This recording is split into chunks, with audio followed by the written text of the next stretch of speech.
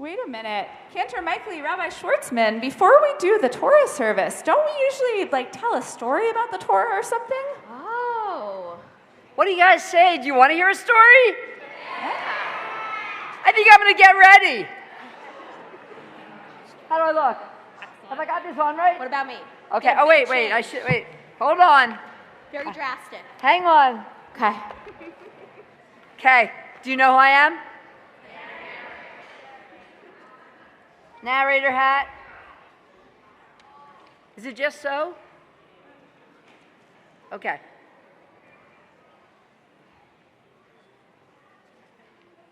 Are you ready? Here we go. Once,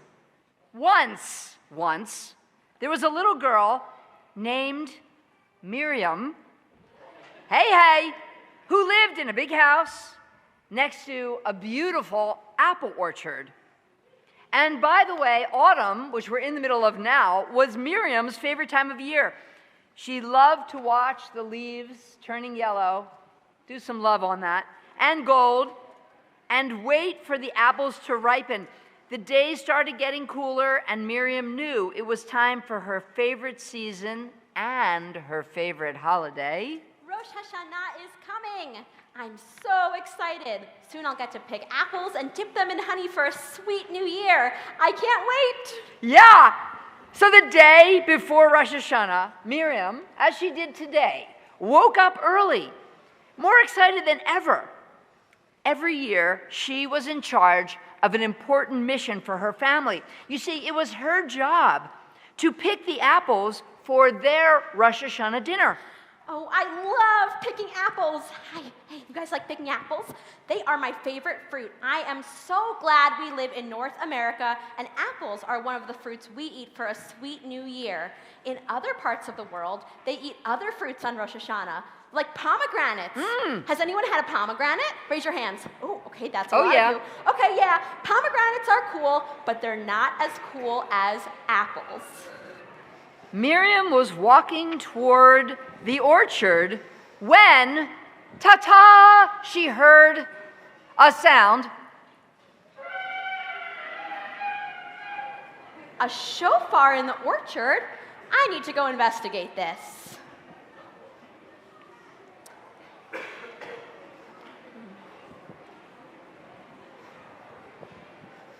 Whoa. Hi, I'm Miriam. I'm picking apples for Rosh Hashanah dinner. What's your name? And why are you blowing shofar in the orchard? Hi, Miriam. My name is Jedidiah, and I'm practicing for Rosh Hashanah. I'm going to blow shofar at my temple. Wow, that's so cool, Jedidiah. We should get you a microphone, Jedidiah. My older cousin Goldie blows shofar at her temple. Do you want to walk in the orchard with me and blow shofar while I pick apples? I think apples and shofar are the perfect combo for the day before Rosh Hashanah. Is that me? What we're up to? Yeah. Oh. Do you say yes? Mm-hmm. And so, Miriam and Jedidiah, with the awesome hat and a shofar in his hand, walked off into the trees together. As they traveled deeper into the orchard, Miriam called out one of those special shofar calls, and Jedidiah indeed blew the shofar. Tekiah. Wow, Yasher Koach, Jedidiah, you are such an expert shofar blower. All right, we're almost at my favorite grove of trees. Miriam and Jedidiah began skipping towards Miriam's favorite apple grove, but Miriam suddenly noticed that something wasn't right. Jedidiah, this is so weird. Last year, all these trees over here were full of apples, but now they're nearly bare. There's only a few, and they're all way up high, and I can't even reach them. Where have all the apples gone? I don't know, Miriam. I only see a few apples here. What should we do? Have you seen the apples? Okay, let me think. Okay, I know. Jedidiah, in the Tanakh, which is the Jewish Bible, the Torah, Nevi'im, and Ketuvim, there are lots of stories of people who blow shofar, and it causes amazing things to happen in the world. Like once, in Joshua's time, the walls of a city fell down, all because of a shofar. Maybe if we blow the shofar, more apples will appear. What do you guys think? Should we try it? Yeah, try All right, it. let's try it. Tekiah.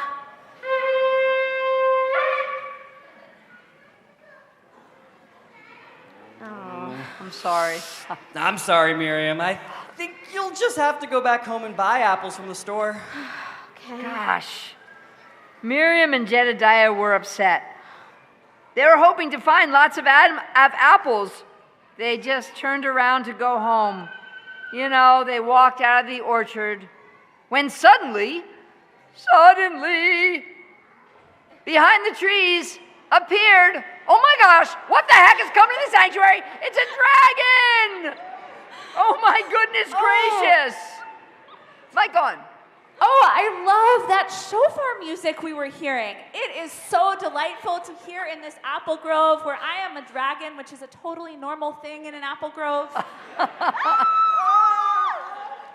Don't be scared! Oh my gosh! The dragon must have taken all the apples. Jedidiah, fight her with your shofar. I don't think it's gonna work, but okay. Wait a minute. Hang on. I'm not the reason your apples are gone. You're not? But you're a big, scary dragon. Well, yes, I am a big dragon, and I might seem scary, but I'm actually trying to help bring apples back to this grove. You are? Indeed, I am. I used to enjoy hanging out in the woods, munching on apples, enjoying the crunchy leaves. I'd especially look forward to Rosh Hashanah, when I could hear the shofar and smell all the delicious apple cakes baking in houses all around the orchard. But this year, something seemed different. The apples weren't growing on the trees. Something was wrong. What do you all think? Does anyone have any ideas about what could have happened to the apples in the trees? What do you think? I see a couple of ideas. What do you think? You forgot. All right, a couple more ideas. What could have happened to the apples in the trees? Let's investigate. What do you think? I think the trees got broken. Maybe the trees were broken? Uh-oh, that sounds serious. What else could have happened to the apples? Climate change? Maybe it was climate change that were hurting the apples in the trees. I don't know, Miriam and Jedidiah. These are some great thoughts, and just like all of you, I searched high and low for the answers. And I realized not only had the apples disappeared, but so had the bees. No bees, no apples. You need bees to pollinate trees so you can have apples. So I decided to become a beekeeper dragon. What? If we can bring the bees back, the trees will blossom and the apples will grow. I'm so sorry we thought you were scary and accused you of taking all the apples when you were just trying to help. It comes with the territory of being a big, scary dragon. Is there anything we can do to help so we'll have more bees and more apples next year? Well, when I ran into this problem, I consulted the Torah. Of course, yeah. Of course. Yeah. And in its first 2 chapters, it tells 2 different stories about how the world came to be the way it is. Neither story is literal, but they're both sacred stories that ancient people used to tell to teach us about important lessons, including how we should treat the earth. One of these stories, the second one, says that God placed human beings in the very first garden, the Garden of Eden, to work it and to guard it. That means that we are caretakers of the earth. Ancient people were caretakers of the earth, and we can be too. Can anyone here think of ways that we can help take care of the earth? I became a beekeeper. What do you think? What else can we do to help take care of the earth? All right, I see some hands back here. Let's see, what can we do to help take care of the earth? Plant more trees. Plant more trees. Like my uncle would say, stop climate change. Stop climate change. These are great answers. What else can we do to take care of the earth? What do you think? Don't pollute. Don't pollute. Sweep up garbage. Sweep up garbage. These are great answers. We'll take one more answer. What can we do to take care of the earth? Grow more trees. Amazing. We have so many good ideas here in this apple orchard. And that's why I decided to do something too. And I hope that my caretaking will help bring the bees back to this orchard. Hey, I think that's going to be my Rosh Hashanah resolution too. I want to find a way to help the earth. But what am I going to do about the apples for this year? I told my family I'd be bringing so many back for dipping in honey and pies and cakes. There are just a few apples in the trees, and they're at the very top where I can't reach. Well, I can reach them. I'll fly to the top and pick the apples for you. I just have one request, in addition to helping me take care of the earth, of course. Yes, anything. I want to hear that beautiful shofar music. Don't you all want to hear some more beautiful shofar music? Yeah, we do. And so the dragon flew. Way to go, dragon. Flew to the treetops, dropping apples into Miriam's basket while Jedidiah played. Tekiah.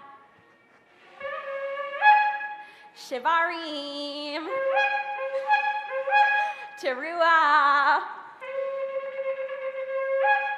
Tekiah Gedolah.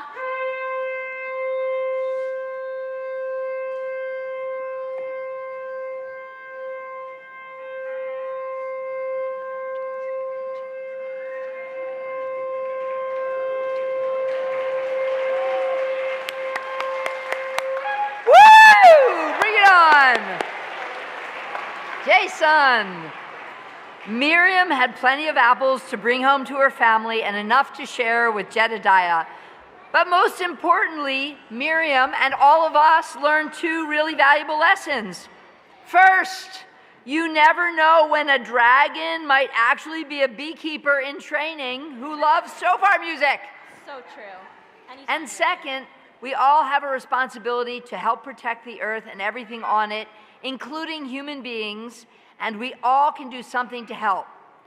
So, our story reminds us that the Torah teaches us to take care of the earth. In the book of Genesis, it says, God settled human beings in the Garden of Eden to care for it and tend it, which reminds us of our obligation to be partners with God on earth.